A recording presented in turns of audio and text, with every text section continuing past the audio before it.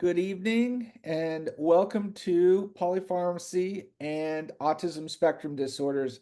My name is Tyler Whitney and I am the co-chair of the Atlanta Autism Consortium Board of Directors. The Atlanta Autism Consortium is a nonprofit organization dedicated to creating and collaborating conversations throughout Metro Atlanta and beyond. We host free programs just like this one on a wide variety of topics and are glad everyone has joined us.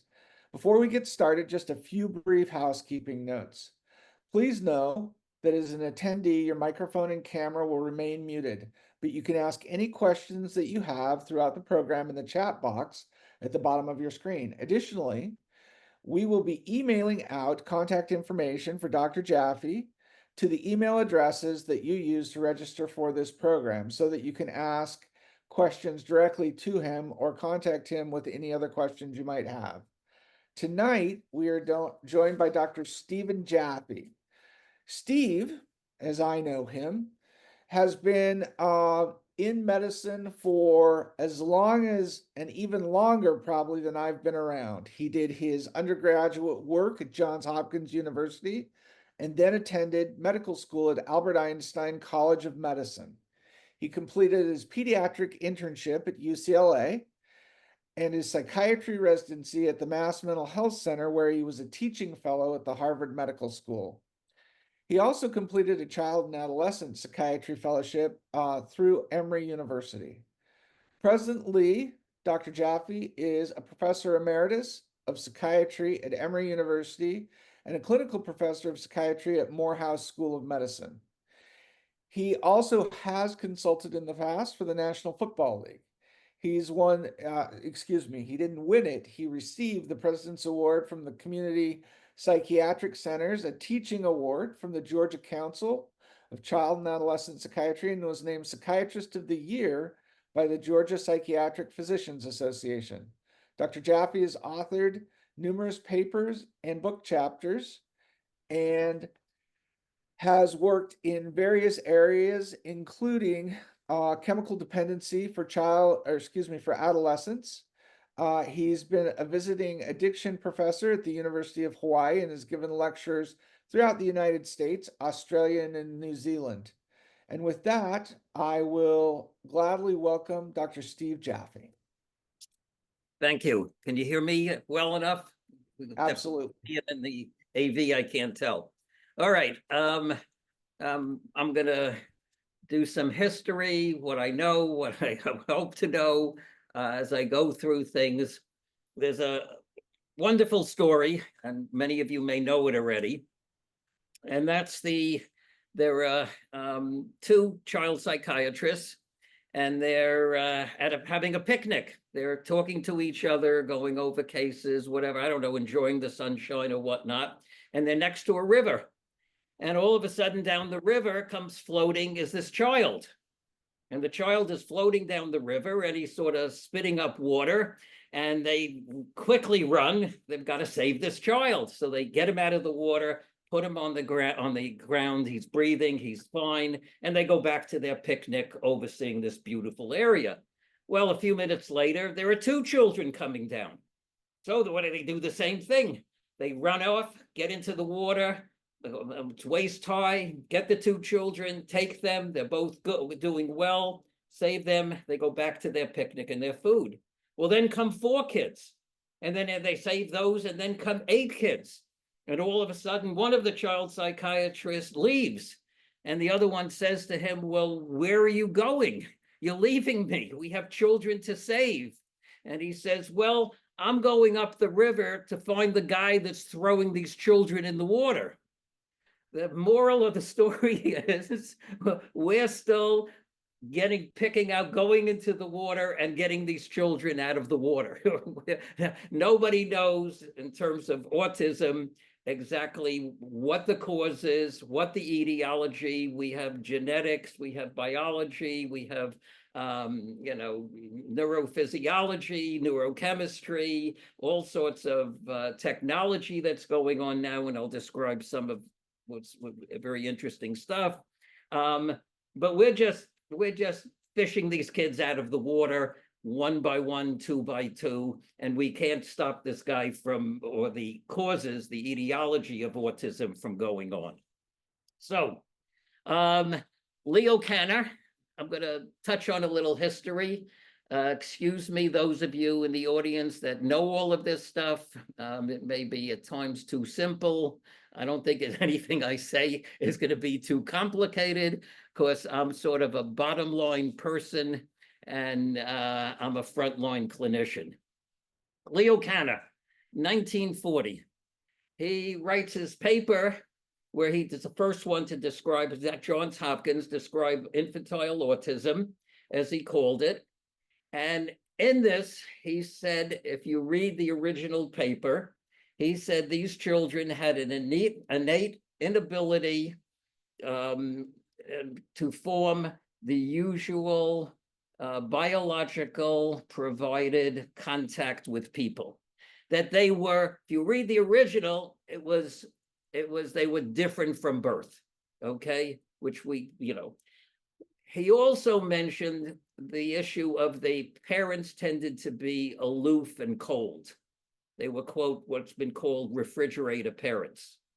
That was then picked up in the field for many, many years, that somehow we had papers and seminars on the schizophrenic mother who gave two different views and two different messages at the same time, in terms of including autism in that broad spectrum of things.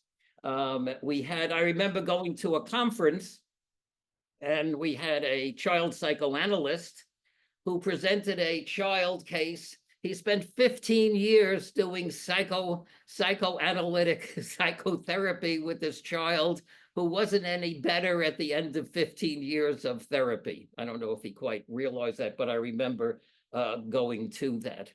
I always knew and had a sense, and in fact, that autistic children, that their brains are, there's things going on in their brain, and that's where we have to look at it.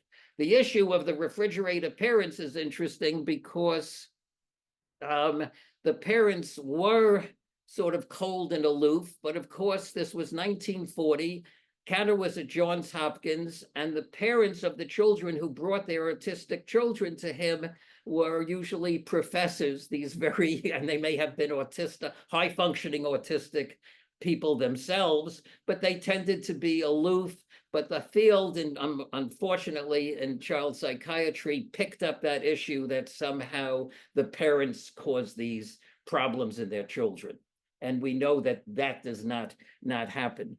We know that the same thing in terms of the schizophrenic mothers and whatnot. I spent 3 months as a medical student with Loretta Bender, who in the 1940s started child psychiatry. I've been very fortunate with the people that have taught me, and I just fell into that. She had retired from Bellevue and NYU, where she started child psychiatry. And she talked about and always felt that childhood schizophrenia was a neurophysiological disorder, that environmental factors then causing anxiety would lead to symptoms, and was totally ostracized by the field at the time, which was so psychoanalytically dominated. And it took 20 or 30 years for the field to say, hey, wait a second, Leo Kanner said these children are different at birth, and Loretta Bender was right, that there is a neurophysiologically different. Okay. Leo Kanner made the statement that, which in terms of diagnosis, and I'm going to spend my time talking about medicine, but not diagnosis. And he said, the children have not read our diagnostic manuals, and therefore they do not fit into our diagnostic categories. Every child is different, and we know this and whatnot.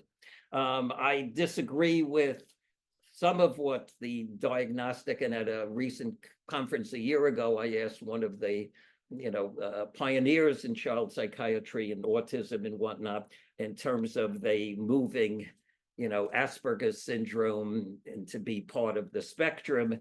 And it doesn't quite fit in my view. There's a difference between Rain Man and the Big Bang Theory. In other words, the Big Bang Theory with very brilliant, high-functioning autistic or Asperger's individuals. And that's very different than Rain Man, and everybody should go and watch that movie, which is actually based, a good friend of mine, Peter Tange, was the child psychiatrist at UCLA, who this was based on a patient, a true patient, an adult who was clearly severely autistic. And Dustin Hoffman went and spent 2 weeks living with this person so he could do his best job to capture his essence and his mannerism and his speech and all of that. Okay, we have to look at brain development. We know that infants have their neurons are disparate and unconnected, okay? We have about the same number of neurons, individual nerve cells, okay, at birth and all through our life until our death. But the issue is that these neurons start connecting and forming synapses, the synapses being the connections between one neuron and another. They go rapidly so that at age 2, there are 2 million synapses formed every second. And this has changed when I learned this about a year ago.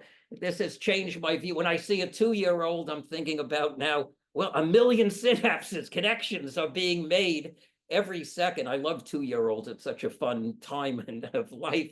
And they, they're so receptive to anybody who really, truly is empathically interested in them. 1 million synapses are going every second. That's phenomenal. And then what happens is we begin we get pruning. We have to get rid of the weak synapses, the weak connections, so that half of the 100 trillion synapses will disappear. There's a second period of overproduction of synapses at the time of puberty, and then more pruning and for the next 10 years. So that we have especially at the time of puberty, some synapses overproduction being formed, connections being made to give us our prefrontal cortex. By the way, I don't know if you can see this. I learned this from Tim Wylans, from the head of child psych at the Mass General. If you take your hand and you put your thumb in the middle like this, I don't know if you can all see it, okay, and this is the midbrain and the insides of your brain. This is the cortex. The prefrontal cortex is right here where your fingernails are, okay? So this is our brain in our hand, okay? And that's the area, of course, that doesn't really get myelinated and isn't fully formed until late adolescence into the ages of age 25, 26. And so, that's where executive function is. That's where concentration, impulse control, emotional regulation, and also the capacity to predict what will happen, looking at the consequences of, if I do such and such, what are the consequences of that type of behavior? The reason that I go through all of this is because every child I see has 100 billion nerve cells with 10 to 100 connections, and we are way, way off finding out who's throwing those children in the river. We do not know. We know a lot of studies, and we'll go through that.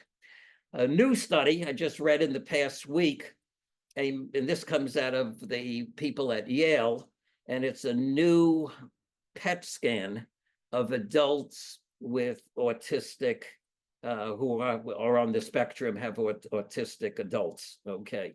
And they found that across the whole brain, they have 17% less number of synapses. And the severity of many of their communication differences were related to where they were in that 17%, whether they were close to. In other words, there was a correlation between their communication problems and the decrease of differences in their number of synapses across their brain. And this was done in adults that were living, compared to, we have lots and lots of studies of autopsies and animal studies and all of that. But we don't know whether the decreased number of synapses in autistic spectrum adults is which comes first. Is it from having an autistic what to their genetics or environmental? We don't know. Correlation doesn't mean causality. We have to always know that. Another study that sheds light on why it's so hard for us to know what's going on in the brain, although at some point we may have that answer, is an adolescent depression study that showed it was fast MRIs, and they were comparing adolescent brains with normal brains, and they had 10 areas in the brain that were hyper or hypo functioning. Okay, so where in the brain is depression? These were not autistic individuals. Where is depression? We don't know. There's 10 areas. I don't know which ones do what and how. All they could do is compare the depressed adolescents with normal. So that's what we are left with, similar to, as Sigmund Freud actually said in 1896 in his project for, I forget exactly the title. Someday we're going to be able to know exactly what's going on in the brain and explain all of these disorders and psychological, psychiatric problems. But right now we're not able to. We don't have the wherewithal. And he said, this is Sigmund Freud, unconscious, libido, all of that stuff. He said, we will proceed as if it's his as if clause, as if it is all psychological, but basically at some point we'll be able to pinpoint exactly what the neurophysiological, what the biology and the genetics are. Okay. One of my supervisors at Harvard told me that treatment is to relieve suffering and to further development. That's what we do. Medication, which is what I'm going to get into now, and pharmacotherapy are to basically treat symptoms so that the family, ABA, CBT, other treatments can be more effective. If I can stabilize a child's symptoms, whether they're aggression, whether they're self-destructive, whether they're severe anxiety, or whether he's attacking people, whether he's dysregulating, whether he's depressed, if I can stabilize and minimize those kind of symptoms, then Tyler can do a much better job of treating all the other psychological therapy, wear placement, all those other sorts of things. Remember, self-esteem or self-worth, two parts to self-esteem. We want to increase self-esteem. And self-esteem is based on having people that love you, okay, mommy and daddy, and family and relatives and whoever raises you, having people that love you, that's essential. But that's not enough to build self-esteem. When you go off to school, you have to make it. Okay, you have to, and everybody in first grade knows who the kids that are struggling to know their letters and reading. Even if you call them red guppy groups and green, goldfish groups, the kids know. You mean those are the kids that can't read. Those are the kids that don't know their letters and whatnot. So the other thing is what we call realistic mastery.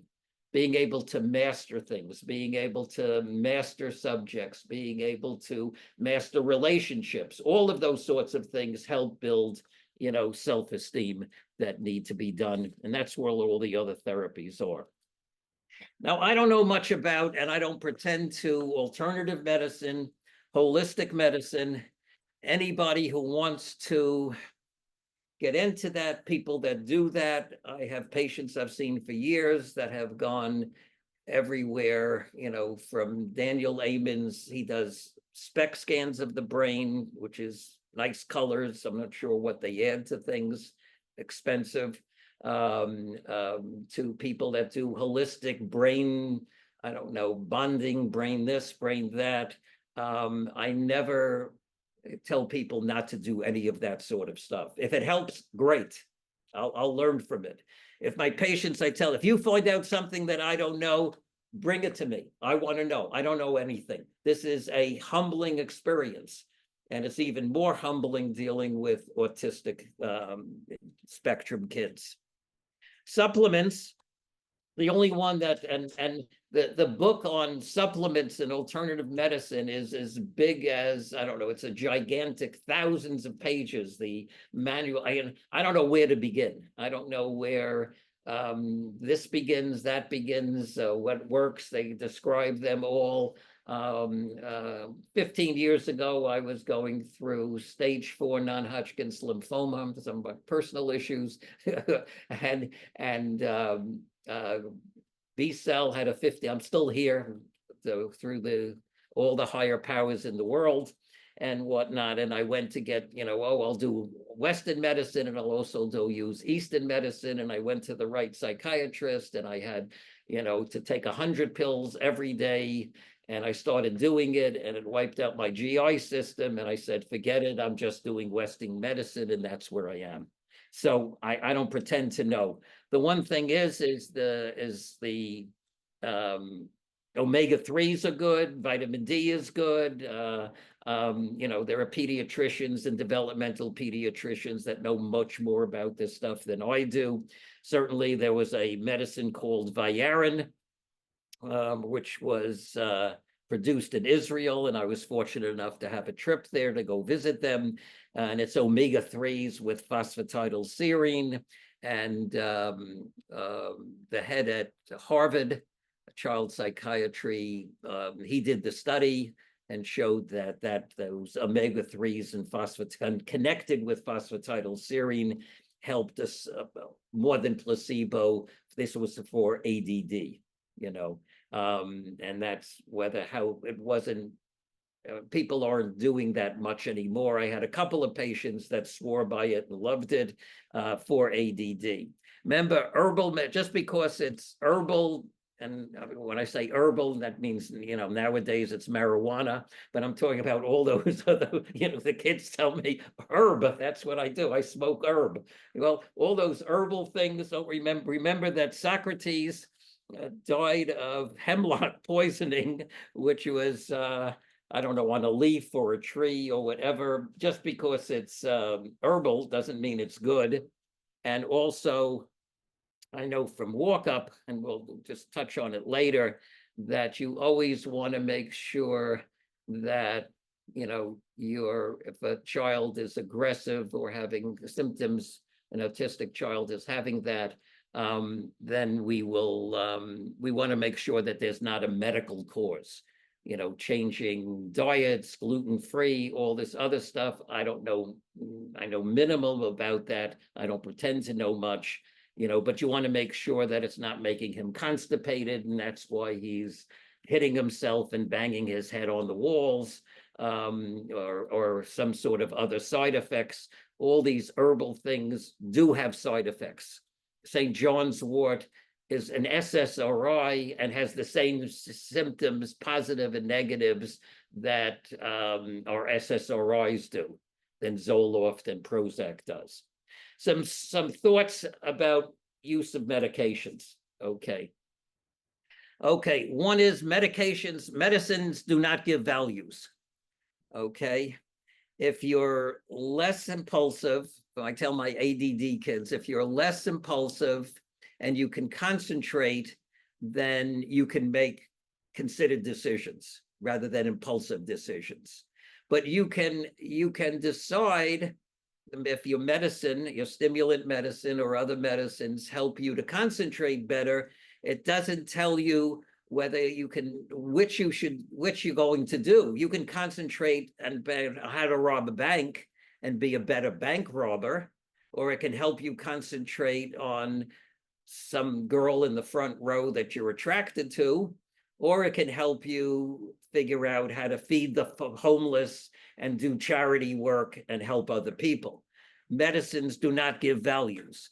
They remove symptoms as the stimulants help you to concentrate. And so you decide what you do with that increased concentration and decreased impulsivity. The next is the issue of the risk-benefit ratio.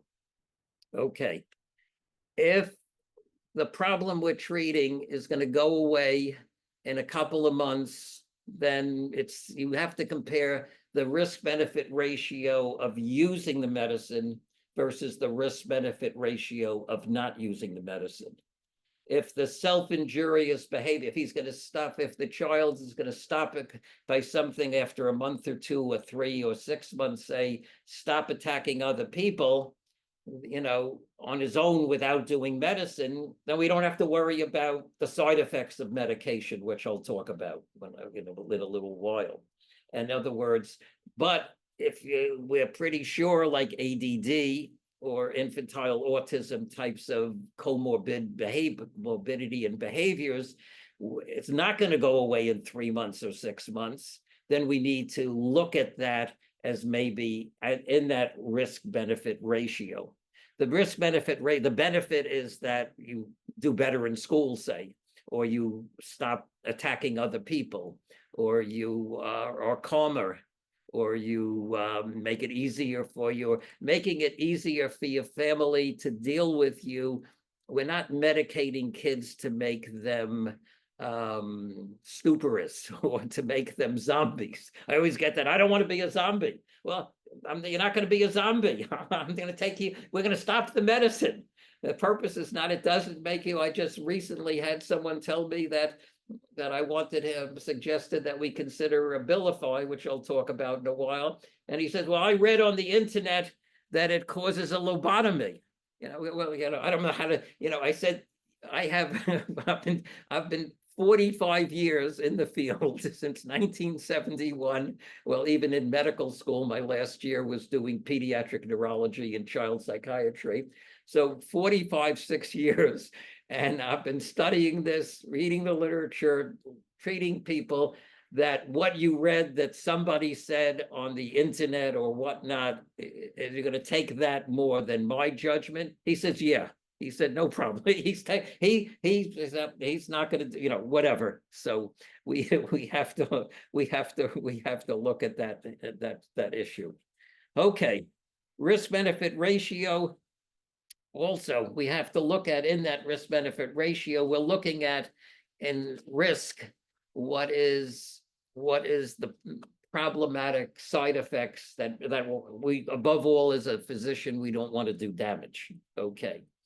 But as I tell my patients, rare side effects are not rare if they happen to me, my family, my patients, my friends.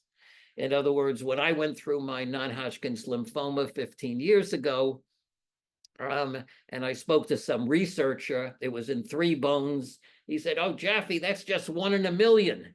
And my thought was, it doesn't matter. It's 1 in a million. This is not helpful to me. I'm that one. If it happens to me, if you're 1 in a million to you, it's 100%. So all we can do is to make our considered decisions. Now, clinical significance is different than statistical significance. Okay, I watch CNN, okay? They increase something 10 times increase. Well, I like to know what the absolute values are, 10 times increase, or it doubles, that doesn't mean anything to me, because if the frequency of something is 1 in 100, a 10-fold increase is 10 in 100. If it's 1 in 10,000, it's now 10 in 10,000. That makes a difference for me in terms of understanding, rare events, but because they want to attract attention, ratings mean everything on television and whatnot. So there's everything, it's reported, 10 times increase in such and such if you do this or whatever, or whatever it might be. But I don't know what the normal incidence is. So what 10 times increase, I'm not sure exactly what that means. Okay. now we get to this issue in terms of there is a black box warning over in antidepressants. Predominantly, we're talking about Prozac and Zoloft, but they've extracted that to almost all antidepressants. And the black box warning is that that taking this medicine is gonna make you suicidal or more suicidal. Okay. I was in the audience when I think it's the FDA presented to the Academy of Child Psychiatry that the data, and that they were going to make a black box warning, okay, that everybody, to scare people off or whatever. And what the data was actually was something like 225 children and teenagers. None of them committed suicide. They were on either Prozac or Zoloft. Pardon me if I'm using brand names, but those are easier to say than fluoxetine and sertraline, and especially some of the other, or Abilify, aripiprazole. But at any rate, they were children and teenagers on Prozac and Zoloft. And the issue was, and they said it doubled the incidence of suicidality. Suicidality was defined by either they scratched themselves or they had thoughts of suicide or increased thoughts of suicide. None of them committed suicide. And they said it doubled the incidence. And I was sitting there saying to myself, I'm in trouble. I was a speaker for Zoloft. I was promoting. I've got kids galore that are on Zoloft and Prozac successfully, but if it's increasing their potential for suicide, hey, this is something I better keep away from. Well, it turned out not to be 25% to 50%, but 2 to 4%, which means 2% of the kids on placebo had increased suicidal thinking or cutting. 4% on medicine had increased thinking about suicide. And to me, that's not clinically significant. Okay. As one of the chairmen at Brown said, maybe the medicine helped the kids to talk about their suicidal thoughts more, and that it wasn't even causing this dumb. But here we're doubling it, but it's 2 to 4%, and none of them committed suicide. But they said the signal, the statistical significance, and I don't pretend to understand any of that statistical stuff. It's a good thing that I don't have to take tests anymore on statistics. So at any rate, they decided to put this black box warning. And when it first came out, I was checking with, you're supposed to see the child a week after and 2 weeks after and check it and whatnot. And it really ended up where the pediatricians that were referring to me at that time said, Steve, we're not using, I would encourage them, try them on Zoloft, work with the family, see them regularly, all the, and these are very fine pediatricians, very involved. They said, we're not, the group has decided we're not using antidepressants in children and teenagers anymore. We'll just refer them to you. Well, we don't have enough child psychiatrists, and it wasn't necessary. But what that ended up, it decreased it, and the suicide rate at the time when this was occurring was tending to go down in the adolescent population, and following their black box warning, it seemed to be going up. And this is before the internet and social media and all that kind of stuff that's going on at this point now. So at any rate, and I'll talk more about that when I get to antidepressants. If they're bipolar or mother and dad is bipolar, I'd be very careful with using antidepressants, because you might precipitate, a bipolar episode or a manic episode, and they may get a little bit more suicidal. But by and large, this was a total overreaction. And they're actually, in the past 6 months, I've seen some talk that they're thinking about taking away the black box warning in that way. So, but clinical significance does not mean Statistical significance doesn't necessarily mean clinical significance.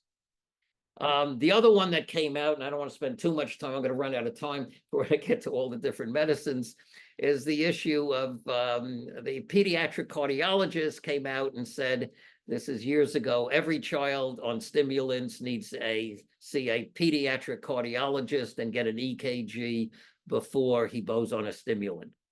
And the 30, 40, or 60,000 members of the Academy of Pediatrics and the 10,000 members of child psychiatry, Academy of Child and Adolescent Psychiatry, said, wait a second, number one, we don't have enough pediatric cardiologists to do this. And number two, it's not needed. So they relented, and you only need a cardiac evaluation if the child, there's a slight increase in heart rate, a slight increase in blood pressure that can occur with stimulants, if there's a question of shortness of breath, but it's very easy to get in Atlanta. The CHOA has a number of lots of pediatric cardiology clinics in the community that can do an evaluation if you're using higher doses or you're concerned about the cardio. It's not that you shouldn't be concerned about it, but you should make considered decisions, and not automatically every child must see a pediatric cardiologist before going on stimulants. Okay. The next is also in using medicines. I make the child or teenager part of the evaluation. I ask for his permission. Would you like to try something that will help you concentrate? Is it okay that we give you something that will help with aggression? Depending on the level of autism in the child, he may or may not quite understand that. But I always ask for them to be part of that. I'm always amazed, especially when I get to talk about trileptal and anticonvulsants. And I myself, I take 13 or 15 pills every morning, and I do multiple drugs. I have 2 or 3 for my cholesterol and triglycerides. And that's what we're using now in terms of polypharmacy. It's no longer a bad word, so to speak. It used to be, oh, you're using 2 or 3 medicines. Oh, you're looked down upon.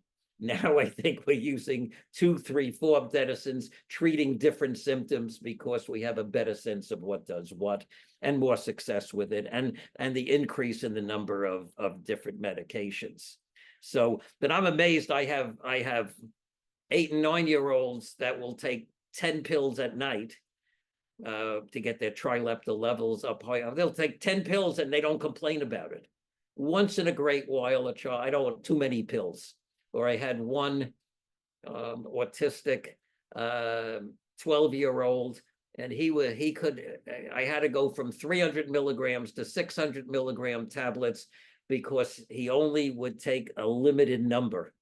He said 3 or 4, I don't know, whatever. And if I wanted 2 300s, no good. So I went to a 600. It's twice the size, hard to swallow, but that fit the number that he had in his head that was okay for us to take.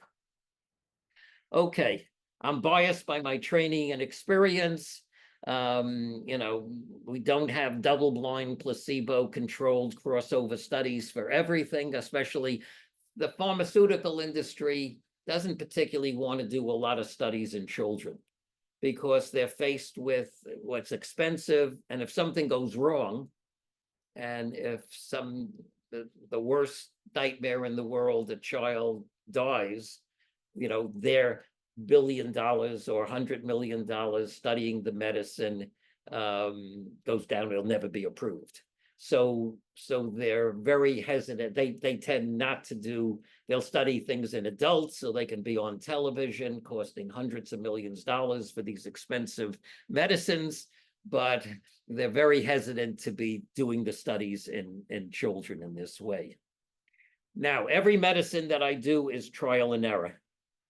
I can't predict. I don't have, as someone said, psychiatry, we have crystal balls of your past. A psychiatrist can tell you why you're having the problems you're having based on your history, but nobody knows the future. And some of that they just make up, especially if they're an analyst, but that's beside the point. Okay, let's talk about some of the medicines. As I said, John Walkup, consider medical conditions you don't want to miss, especially for self-injurious and aggressive behavior. Look at nuanced constipation, whether there are diet changes, is there a rash, abdominal pain, side effects of medications, have the pediatrician, carefully evaluate, take histories and look for anything. You don't want to be throwing medicine at a child and it's really his constipation and his abdominal pain that's causing him to suddenly be aggressive and tear up his schoolroom or whatever. Okay. All medications are trial and error. As I tell people, it's gourmet cooking rather than much in the way of science. And I do medicines sort of rapidly, and I'll talk about that in a little while, especially with the stimulants. There are, I don't push the drug companies reps, they want you to keep the child on week after week, the side effects will go away. No, the child, a teenager, isn't going to take it. If he doesn't feel good on it, he's going to say, no, forget it. Switch to something else. Go back to a baseline. Okay. High incidence of depression, those children, adolescents, adults with autism, autistic spectrum disorder. Depression has a higher incidence of depression in that population, 20% versus 7% in the normal non-neurodivergent population. Anxiety, 11 to 15. Sleep difficulties, 13 to 5. And epilepsy, 21%. I've known for 40 years that autistic children and adolescents have an increased and may develop a seizure disorder in that way. The diagnostic manual, number 5, 70%, those that meet criteria for autistic spectrum disorder have a comorbid condition, and 40% have 2 or more. And that's what we tend to treat. We don't have really much in the way of medicine for core symptomatology. Perhaps memetidine, if I'm saying it correctly, nemetine. And apparently there was a recent study, I haven't been able to get a hold of it, in terms of some studies showing, and that's the medicine for Alzheimer's dementia that slows the progression, doesn't cure it, but because of it, how it affects glutamate. It's been tried in autistic spectrum disorder kids with some success. One study compared it, they all had ABA as in terms of treatment, and the ones on the medicine also had increased positive symptomatology in terms of communication. Both had decreased stereotypical behaviors and social and better social interactions. So it's just something that hopefully may hit those types of symptomatology. We have 2 FDA approved atypical antipsychotic mood stabilizers. I always use the word mood stabilizers with atypical antipsychotics because it has that kind of who wants to take an antipsychotic? I don't feel psychotic. Why should I take it? So I put on that hyphen mood stabilizers, and those 2 are risperidone, risperidine, and Abilify, which is aripiprazole. Risperidone, there are short and long-term studies showing improvement, especially in irritability, decreased self-injurious and other aggressions. Side effects from the risperidone in terms of, especially, you have to watch out for weight gain. Prolactin may go up if there's breast enlargement, we could take them off it, or some sort of breast discharge. Prolactin studies have shown that it may go up in the first 3 months, and then it tends to go down by some of the older studies. At any rate, Risperdal, watch the weight gain. Abilify, which tends to have less weight gain, and Abilify, which is not just used for, these have been FDA approved for irritability, self-injurious, aggressive behavior in autistic spectrum disorder, but we have some short-term and long-term controlled studies showing their efficacy. Both of them may cause sedation, tremor. Abilify can cause weight gain. That's got to be watched very carefully. Okay. Going back early history, 1937, Bradley, at the Bradley Center in, I think, New Hampshire. And he had at the Bradley home, it was a residential program, 1937. He was at this residential center for behavior disordered children and teenagers, okay? And they were sent there. And there was a study in England that showed that using Benzedrine is a combination of dexedrine, and we're talking about an amphetamine, dexedrine and amitriptyline, not amitriptyline, I'm sorry, yeah, methylphenidate, okay? Looking at Benzedrine is that combination of D and L amphetamines, okay? But that's what they had then. There's a study that maybe it increased IQ, uncontrolled study in adults in Europe. So Bradley said, oh, I'm going to give that to all my kids at my Bradley Center. But he did this study where they took a baseline. He had a wonderful school set up. I wish we had programs like his now. It's a humbling experience if you read what people knew in 1930s and 40s in terms of treatment and level of care. At any rate, he had a week to get a baseline in school. Then they took Benzedrine 10 or 20 milligrams every day for a week, and then following that a week after. And he had teachers, they were all in school. He had records on everything. They were carefully monitored. Okay, and they had all sorts of other therapy going on. Okay, and it's given in the middle. 14 of them, half of the children improved spectacularly. School performance went up. They functioned better. They were more interested in things. Their accuracy was better. From the first day they started, this is the thing with stimulants, we know on the first day, but what I'm going over this in detail is, of course, we haven't learned much more than what Bradley showed. We have bigger studies, more scientific, it's all the same. He showed on day one, they got these improvements in half of them. And the day they stopped it, they went back to the usual. And ADHD had not even been defined then. These were just kids, behavior disordered kids at residential school.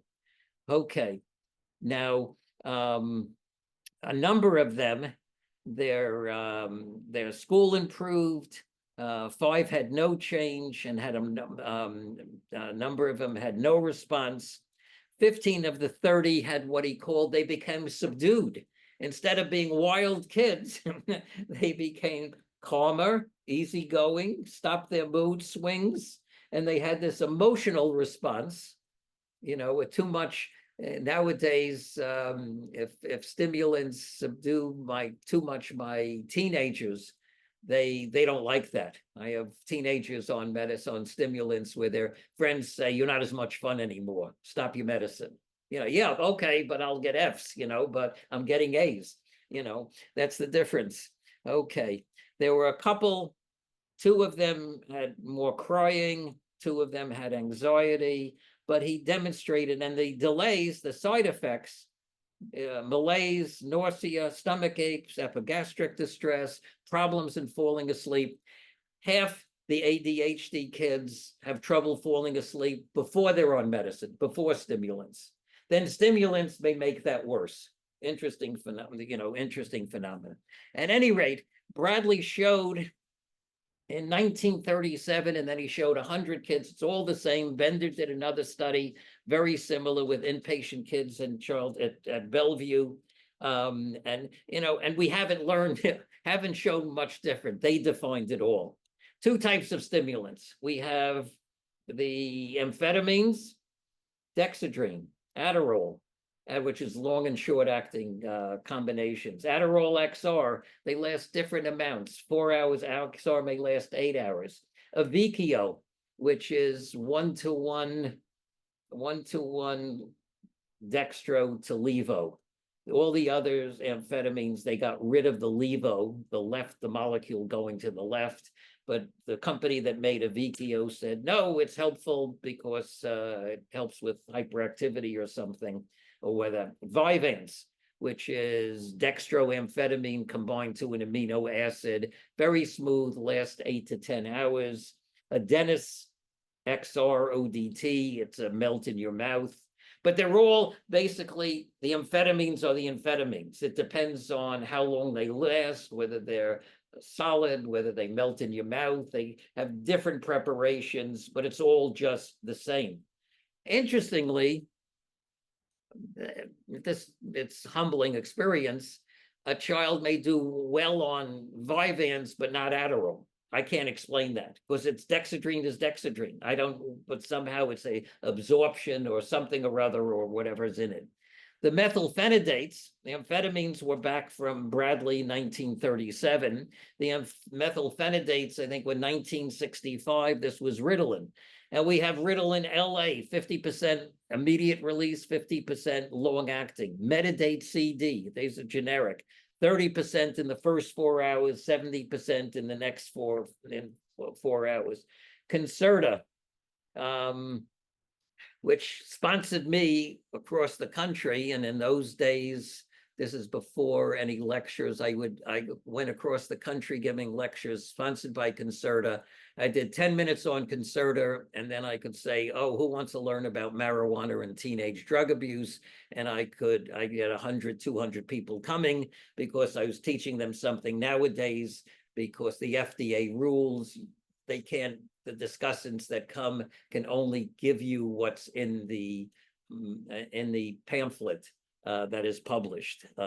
Concerta, there's the brand name, which was a capsule, and that lasted 7, 8, maybe 10 hours. They now have, there's a generic, which is just like the other Ritalin L8 ones. Quilivant, which is a liquid. Okay, Cotemplar XR ODT means oral disintegrating tablet. That's the melt in your mouth methylphenidate, where Adenis is your melt in your mouth amphetamine.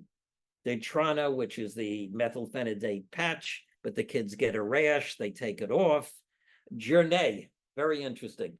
Journey is, you take it at night, but it doesn't keep them up all night.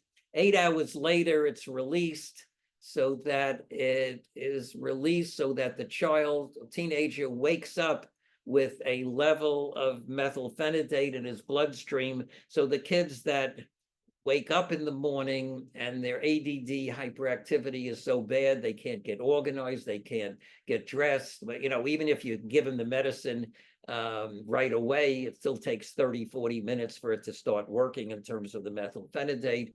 So they, so that this way it's already in their system. They wake up and hopefully they're more organized. They can concentrate better. They'll get dressed. They'll eat their breakfast and they'll go to school instead of the mother and father running around bouncing off the walls and refusing to do things. So Journey was, I think, a real significant increase. So much of the other stuff, and Focalin, which is dextromethylphenidate, that's right-handed, like dexedrine is dextroamphetamine. So Focalin is dextromethylphenidate, not much different than methylphenidate per se. Journey, I think, was a significant advance. All the others are really different preparations, hyped for different reasons. It's all money making by the pharmaceutical industry. I'm waiting for one that you can put in your ear. And I don't know. I mean, it is, you swallow it, you put on a patch. I mean, it's all these different preparations. And really, it's just the two things. Side effects: decreased appetite, difficulty falling asleep. Best answer to that is usually melatonin, 3 milligrams, 6 milligrams, up to even 10 milligrams. Tics. Stimulants, we were afraid stimulants can cause tics, but they don't precipitate. And I had, when I did the newsletter for the Academy of Child and Adolescent Psychiatry, I had Donald Cohn, who's head of the Yale Child Studies Center, write an article on this in terms of that it didn't precipitate Tourette's syndrome, but these were kids that were followed and were going to have Tourette's anyhow. And I have kids that actually their tics go down rather than go up with stimulants. You just know it's trial and error. It's like everything else here. Okay, did the cardiac issues, Varun, and melatonin. Second level ADHD medicines. And sometimes I've given presentations and I purposely don't leave time for questions so I don't have to deal with any questions. Second level ADHD medicines: clonidine, which we use for Tourette's syndrome. Capve is a long-acting clonidine. Guanfacine, these are used for impulsivity. There's guanfacine ER, which is Entuniv, which lasts 24 hours. Concerns about you have to be careful. It can lower blood pressure. These are blood pressure medicines in adults that we use for children and teenagers with ADHD, especially helps with impulsivity. Nothing works as well for concentration and attention span as the stimulants. Everything else is secondary. We have Strattera or atomoxetine. Only works in about a third of the cases. When I used to go around the country giving lectures, I would always ask the pediatricians and child psychiatrists, what kind of efficacy, how many of these kids will get better with atomoxetine. You have to watch that you don't increase blood pressure. Strattera, it's an antidepressant, which is somewhat good in about a third of the ADHD kids. Quelbree, Qelbree, that's the new one that's out there, and blah, blah, blah. And I went to a presentation just giving you my own experience with it, and they're hyping it, and it's great, and all these, and kids that I use it, and kids get better on it and whatnot. And as I looked at the data, I said, well, with some of the curves, well, wait a second. They don't say this, it's just they give you examples of how wonderful it is. Well, it helps about 55%. I said, if the curves are correct, that I understand them, it helps in about 55% of the cases. And they said, yes, but blah, blah, blah, blah, blah, because they're hyping it, wanting people to use it. Quelbree, so it's an antidepressant used in Europe for 30 years. Somebody said, hey, what about with ADD? We'll make our millions. And then, therefore, they did the studies for ADD. It's not clear. Doesn't seem to help much for depression, but they're 55% will get positive effects, at least on the data that I saw with Strattera, with Quelbree, I'm sorry. Wellbutrin, bupropion, antidepressant, norepinephrine. It's the antidepressant that has helps with ADHD, decrease impulsivity. It's used to stop smoking. It also has no sexual side effects, so my teenage boys like that. And the last one is, these are secondary medicines, amantadine. Amantadine is actually a viral medicine, but it is, and if you get up to 100 twice a day, it sometimes can be very helpful in the treatment of ADHD. And as I'll talk about in just a minute, it's combined with trileptal to be helpful, according to Dan Matthews, who I'll talk about in just a second. It can be helpful in that way. Modafinil or Provigil, these are for sleep wakefulness. The ADHD data They had data to be approved for that, but then someone got a rash. They thought it was Stephen Johnson, which it didn't turn out to be, but that pushed aside their getting approval for ADHD. In terms of ADHD, give you a review article. Okay, despite the inherent limitations and heterogeneity of the extant MRI literature, our review suggests that therapeutic oral doses of stimulants decrease alterations in brain structure and function in subjects with ADHD relative to unmedicated subjects and controls. These medication-associated brain effects parallel and may underline the well-established clinical benefits. So essentially what they're saying, this is data coming out of, think, either Yale or Harvard, child psychiatry, that there was a reversal of functions, actual structural improvements, the structure of the brain, and that means that it's data that stimulants are not neurotoxic. I like stimulants because I know right away. You don't need 2-3 weeks a month to find out whether they work. I can tell a parent, and I do, all my patients have my cell phone, so I'm available. We can test out a low dose of Adderall, or usually I start with methylphenidate. On the weekend, they can give it to them, and right away. It's you don't have to, and you got to get the dosage up, but you don't need the 2, 3, 4 weeks like you do with antidepressants, or the month that it takes for something like trileptal. Okay, moving on. I'll try to leave a little time here. Moving on. 1990, I ran child and adolescent hospital programs in the 80s and 90s for children and adolescents, 3 different hospitals. One, I was at Brona Hospital for a couple of years. I heard a lecture by a guy named Dan Matthews, a child psychiatrist. Dan was using anticonvulsants to treat rage episodes in teenagers, and also somewhat with teenagers. And I said, this guy knows something I don't know. I became friends with him. I was the one that told him, but I was the best I can remember, to go from Tegretol to trileptal because it's safer.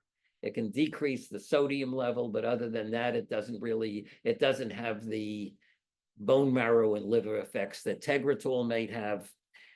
He used to do QEEGs, which are these computer EEGs with photic and auditory stimulation. And he would diagnose spikes in the temporal lobe, which essentially was the equivalent of temporal lobe epilepsy. And I've been using trileptal. I won't take the time to describe. It's 30 to 50 milligrams per kilogram. Oxcarbazepine is the name.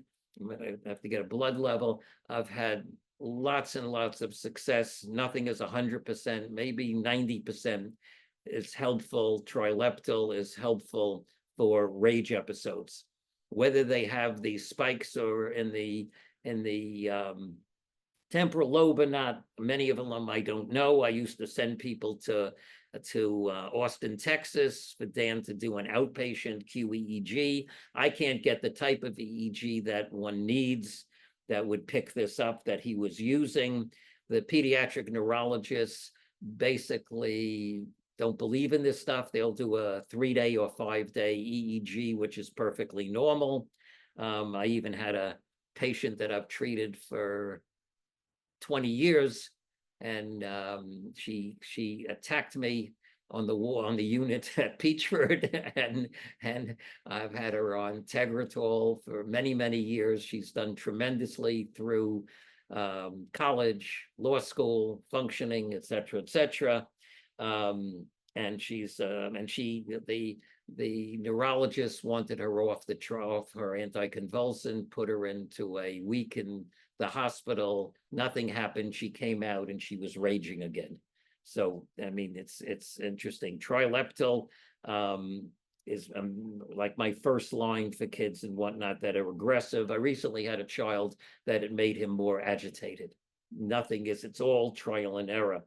Depakote, valproic acid, look at liver function tests, rare hepatic problems. And blood levels for bipolar are much higher than they use for Depakote valproic acid. You go up to 125, where for epilepsy, seizure disorders, 70 or 80 is usually can be fine. Then there's Lamictal, which can give you, these are the other anticonvulsants, give you a rash. It's very rare. It can be a life-threatening rash with Stephen Johnson. If you go very low, very slow, you tend not to get into that problem with that rash. Lithium, excellent for, for bipolar disorder, can be used for rage episodes. I don't know any data of lithium and autistic spectrum disorder kids and whatnot. Gabapentin for anxiety, it's Neurontin, can help. It doesn't quite do the same for aggression.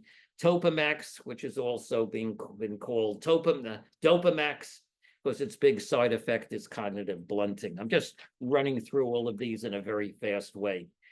The mood stabilizers, antipsychotics, the one big ones are Risperdal and Abilify, risperidone and aripiprazole.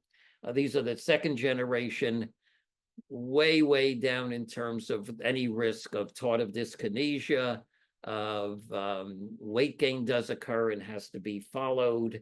Risperdal can give you elevated prolactin, which I described. Abilify tends not to do that. The worst one for weight gain is olanzapine or Zyprexa. There was a lecture at a conference for complex kids, and the professor giving the bipolar treatment and using any of these types of medicine. If they use metformin right away to try to prevent if there's severe weight gain. Seroquel, good for sleep, use it all the time.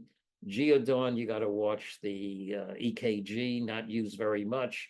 And then there's Safras and Vega, Rexulti, the new bipolar medicines, Rylar, Caplyta. I mean, I could go on and on, no data. Latuda for bipolar. Okay.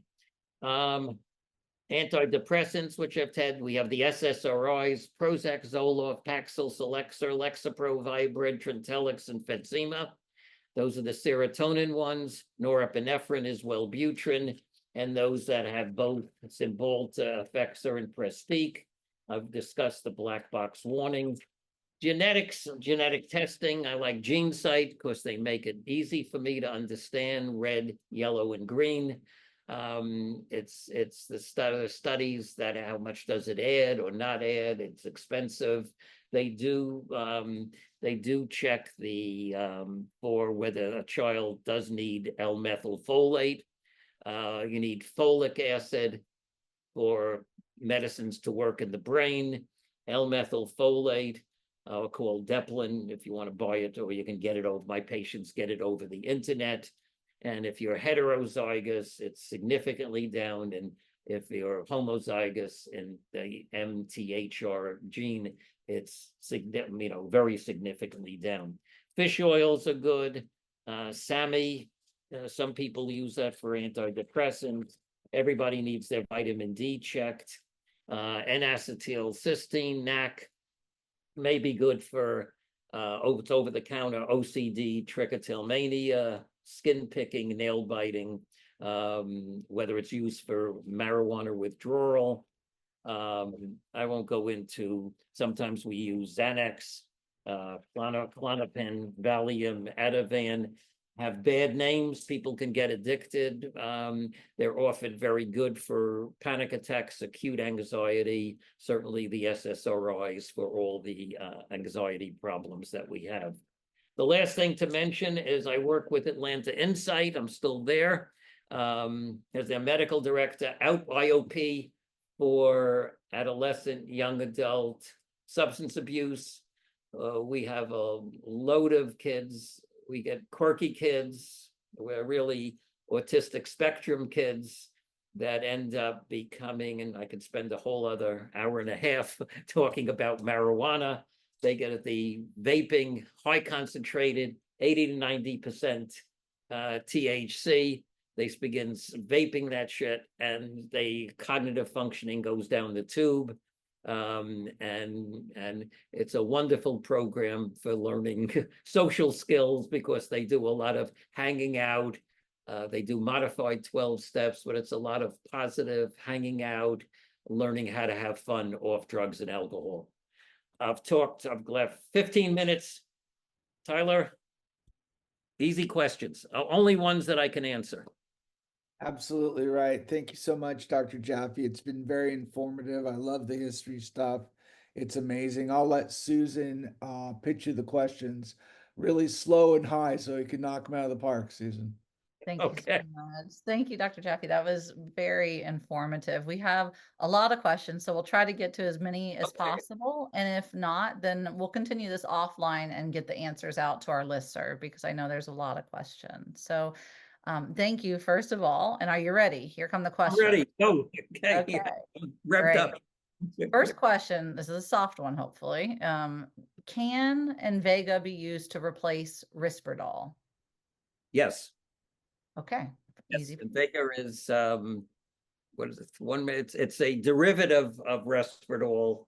It's like the liver. All drugs except lithium are metabolized in the liver, and it's a metabolic. If I'm correct, it's a metabolic product of Risperdal. So it's Invega. In the same way, Prestique is a metabolic product of Effexor, that the liver metabolizes it. So the answer to the question is yes, my understanding. Great. Thank you so much. Another question that we just got is clonidine something that you can use for ADHD? What are your thoughts on clonidine used for ADHD? Clonidine is very sedative. We use it a lot for sleep. Clonidine Capve, which is like 12 hours. It's often nothing hits the attention span like the stimulants in my clinical experience. But clonidine can be used. It will help with decreasing impulsivity primarily. But the sedation, we give it at night, and it works tremendously usually, but using it in the day, you have to use it at such low doses that often it's not very effective. Good to know. Thank you. Next one. Another question, back to Risperdal. There was a story about a young man who's in his 30s that now has tardive dyskinesia from being on Risperdal for several years as an adolescent, and just kind of wanted to hear your thoughts on that. Yeah, that's and I just listened to a presentation that came a week ago on adverse effects, for child and adolescent psychiatry and whatnot. Yeah, it's a terrible side effect. I think he put it out that it's 5% in 10 or 20 years. We have medicines for it. I think this is why I like Abilify better if it works. Mm-hmm. That's the two drawbacks to Risperdal is, but it could take 10 or 20 years for TD, tardive dyskinesia, to develop. There are medicines now that help with it. Abilify tends not to have, as far as I know, not to have the TD effects and whatnot. It's, these are risks. I don't know, did it help? I can't make a judgment, did it increase his quality of life enough up to this age, and is Ingrezza or whatever it is, Ingrezza, I think it's called, can be quite effective too. We can treat the TD where 10, 20 years ago, we didn't have anything that helped. Very true. Next one. Okay. What are your thoughts on the evidence that's out there that suggests or doesn't suggest that medicating younger children will lead to better outcomes? So the younger, like, for example, if you medicate somebody younger in their life, does it lead to better outcomes later? Probably, but it's hard to tell, because these are going to be the more severe kids. The kids that are attacking people and hitting the walls and hitting their heads. So it's going to be hard to tell the population. Certainly there are developmental sensitive periods. Mm-hmm. my son who's an orthopedist, and he was telling me the other day, occasionally he'll see a teenager who has not seen an orthopedist before and seen other types of helpers that the family took her to, and now her bones or epiphyses she's not growing, and she's got scoliosis, and you've got to do major surgery. So you've missed something that shouldn't have been missed. So the answer is yes. You do everything you can, including considering medicine and risk benefit ratio, and all we can do is consider decisions. We cross our fingers, pray, turn it over to our higher powers, make considered decisions, and medicine is always trial and error. If we can medicate that child so they can go to kindergarten and be successful, as I said, self-worth, you've got to make it in school, if at all possible. And if you can go to school, your self-worth, self-esteem is going to be much better. You don't want 5 years of failing school and they don't like themselves, and now we're going to medicate, their ADD. I've seen numerous kids where we've missed the boat, adults, where it's sort of like, oh gee, if I only had him at age 8 and could have medicated, and we've gotten his dyslexia treated by LD people, and I would have had him on medicine so he can concentrate. I mean, there's nothing. And this holds for autistic kids too, because I would guess 50 to 60% of them have ADHD and deserve a trial of stimulants. Great, thank you. Next question. Speaking of co-occurring ADHD and autism, are there medications that work better for those with ADHD and autism versus somebody that was neurotypical without autism and they have ADHD? No, I don't think it's any different. There's some people have said it's like the what do you call it? The children, early in their life, whatever it is, sometimes that if you combine it with autism, that our medicines may be less effective, or they may not quite be as effective as in the general population. I don't know any real data on that or whatnot. It'll come to me in 10 minutes from now what I was going to say, but these are children who have either lead or something like that, have very early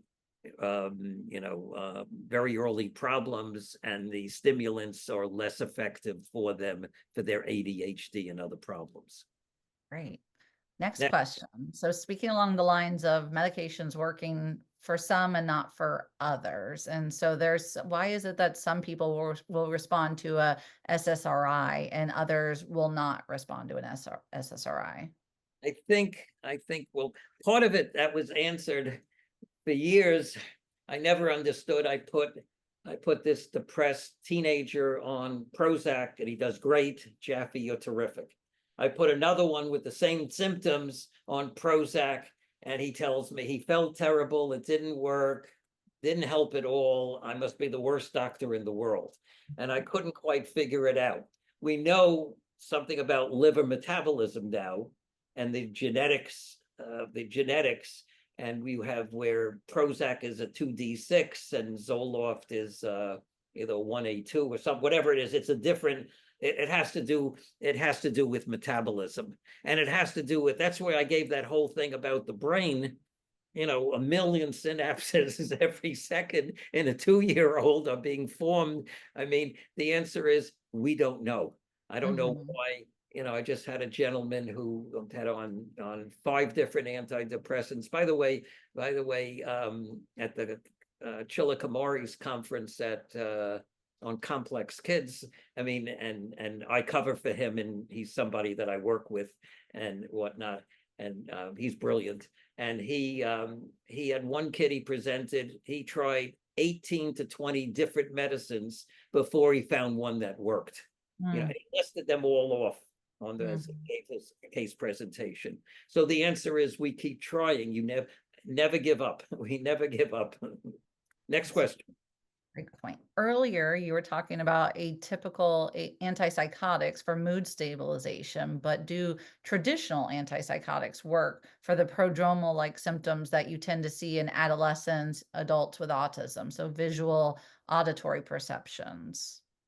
The the primary, you're talking about Thorazine, Mellaril. We got away from them because like the question about the 30-year-old with TD.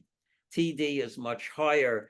When I grew up, when Thorazine and Mellaril came on board, I had a teenage girl who had been on 10 years of Mellaril and had the worst TD I've ever seen. I will never forget that. But when I evaluated her, she had been on Mellaril for 10 years. It was awful. So I do everything I can not to go with the primary antipsychotics. We use the second generation, which is Risperdal, Abilify, Geodon, Zyprexa, Safras. All of those are the second generation, which have markedly reduced side effects. Great point. Okay, since you just mentioned Risperdal, I'm going to backtrack a little bit. Is that when you're having a lot of success with Risperdal for aggression, but the child's gained 60 pounds, is there another treatment that would be effective that doesn't have the side effect of weight gain? Abilify. Okay. Switch to Abilify. That's what I was pushing. Yeah, and Abilify isn't paying me any money. I need to have them send me back to Hawaii. Abilify, aripiprazole does have some weight gain. The company likes to indicate no weight gain, but that's not true. The studies show that has the least weight gain of all of the second generation antipsychotics. So yes, if a child is gaining weight, if they're cooperative, what do you call it? I said, what was it? I said it before, that the diabetic drug, to lose weight, begins with like Ozempic, like the ones that are on the market now. No, one that you do that. I said it before and I can't remember it. It's not coming to me. But you try that and you switch to Abilify as the first thing. But if all that weight gain is going to give them, secondary diabetes and problems. It's awful. But you've also got to get them to a dietitian. They need to be exercising. They need to be, you've got to do all those other factors. It's like sleep. All the medicines we may, melatonin doesn't work if he's watching YouTube to 3 a.m. in his bed. Take the effing phone away, the computer out of there. He's not going to go to sleep if he's, and you have to, there's sleep hygiene is what I'm talking about. So the answer is yes, you switch. Okay, great. Thinking about earlier what you were saying about metabolism, especially within liver metabolism, how that can be different for individuals. Do you recommend genetic testing for autistic patients to find out maybe what treatment would work for them? It's genetic testing that the behavioral pediatricians especially, know more about this than I do. So there's genetic testing to make sure they don't have some rare congenital neurological problem that go by different sort of names. So that's that kind of genetic testing. Genetic testing you're talking about, which is very popular now, is like GeneSight, which I will use.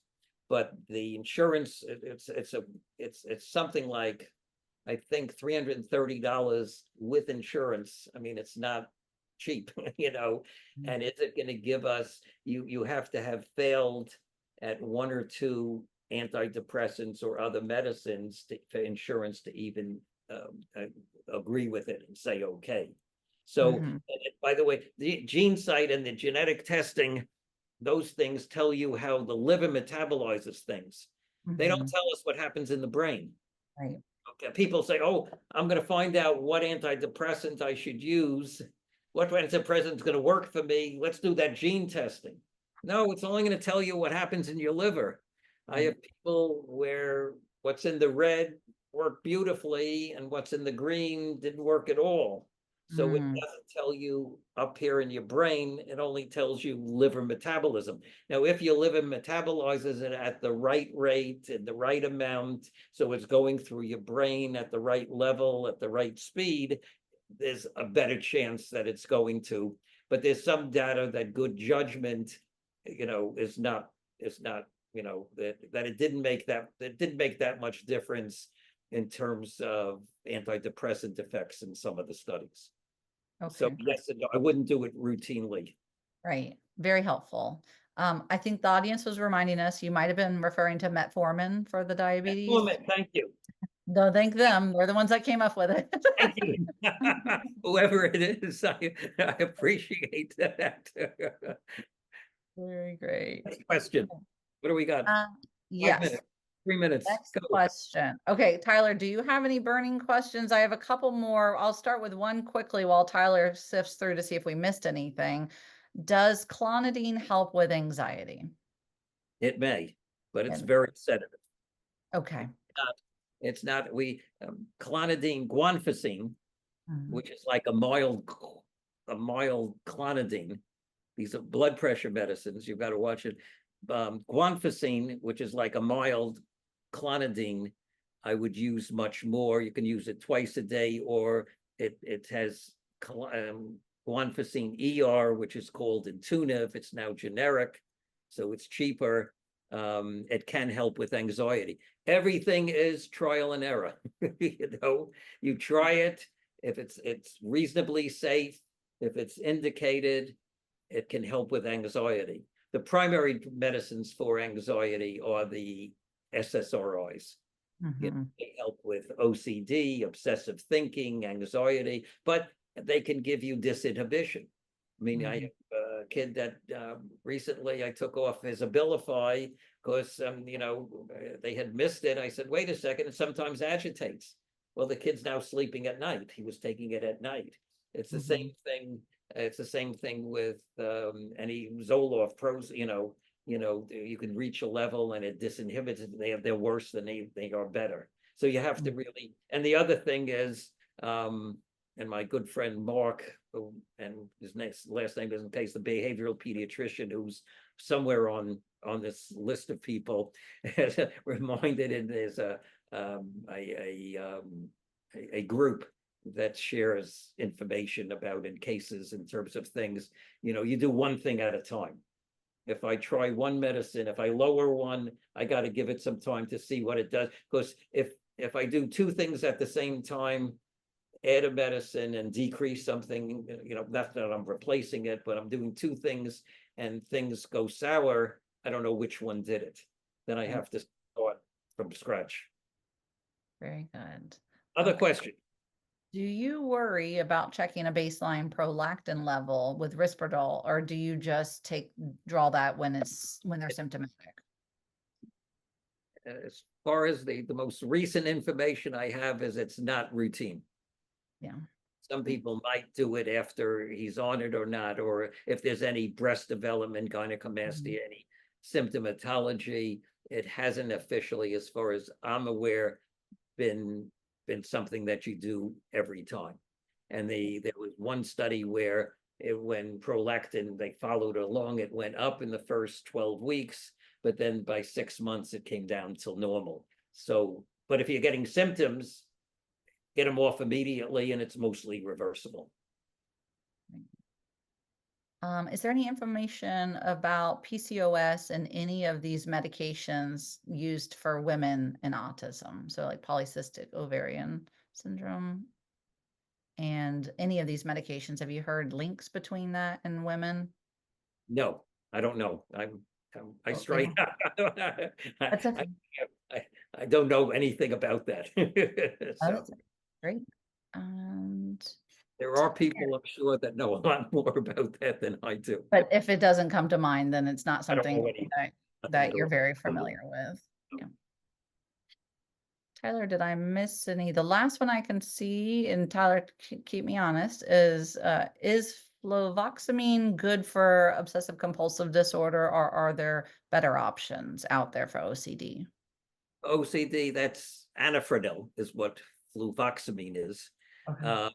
And fluvoxamine has been studied and it's good for OCD. I was, in fact, many years ago when it first came on the market, I had a patient who said, "Oh, there's this new medicine," and I said, "Well, if you can find it," and I was actually did 10 people when for that were OCD using fluvoxamine, and when I received a dosage of 100 up to 150, half of them had some improvement and the other half didn't have improvement.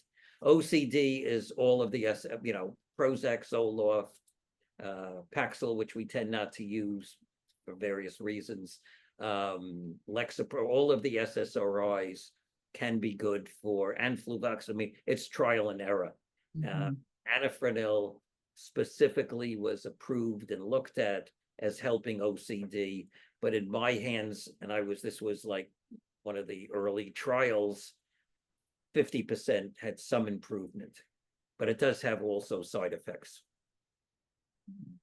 And what are your thoughts on Vistaril for panic attacks? If it works, great. It's an antihistamine. Vistaril is, you can't get hooked on it. Sometimes there's nothing like a Xanax, an Ativan. It works, most of the adolescents and young adults in our drug program are messed up on marijuana, not on benzodiazepines.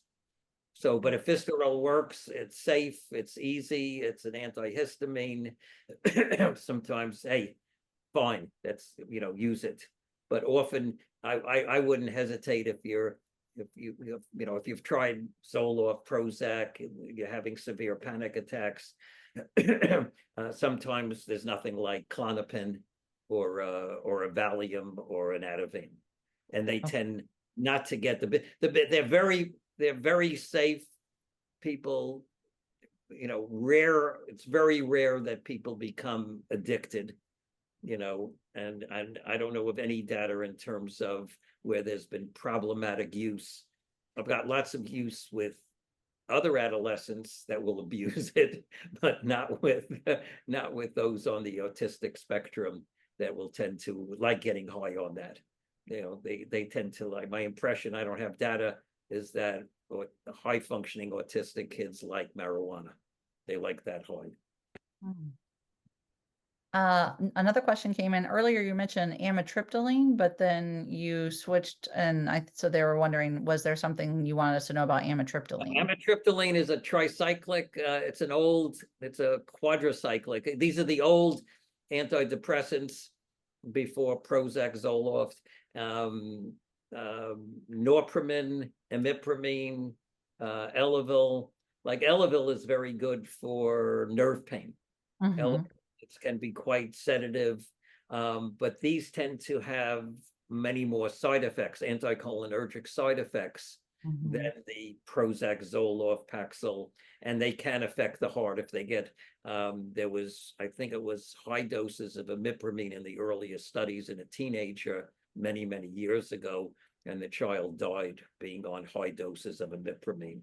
So sometimes you need to get blood levels on that to make safe, similar to lithium. And by the way, people need to know you need 12-hour blood levels, not to know, or trileptal blood levels. It's got to be 12 hours, first thing in the morning, 12 hours after the last dose, so that they take their morning trileptal lithium after the blood is drawn, or else we don't know what it's mean.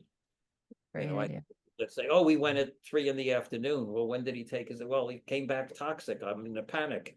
He's got a 3.4 blood level.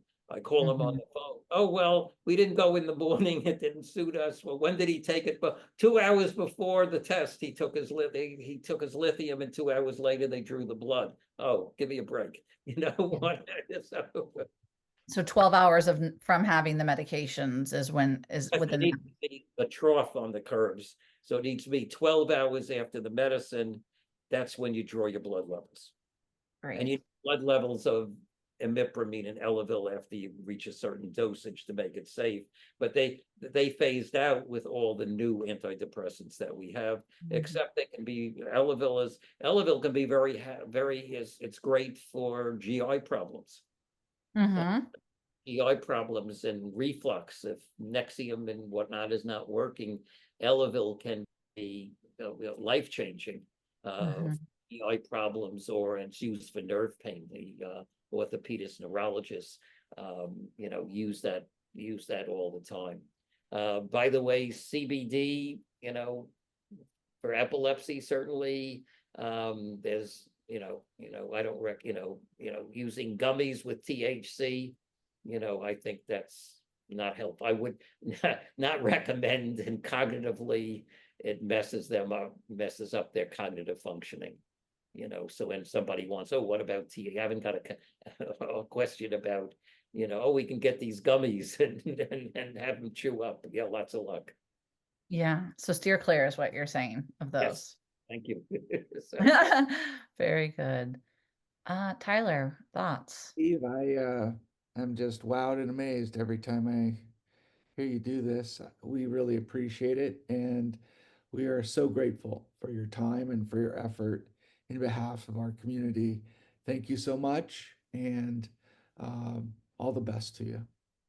And who's ever out there, thank you for listening to me ramble on. Lots of really grateful people in the chat, and we will be.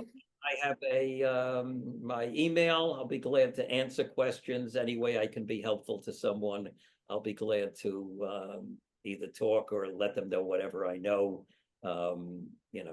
Gratis, not, I don't need more, I'm fine. I'll be 84 next month. So take care. We really appreciate your insight, and we'll be sending all of this out to our listserv. So everyone have a great night, and thank you for tuning in.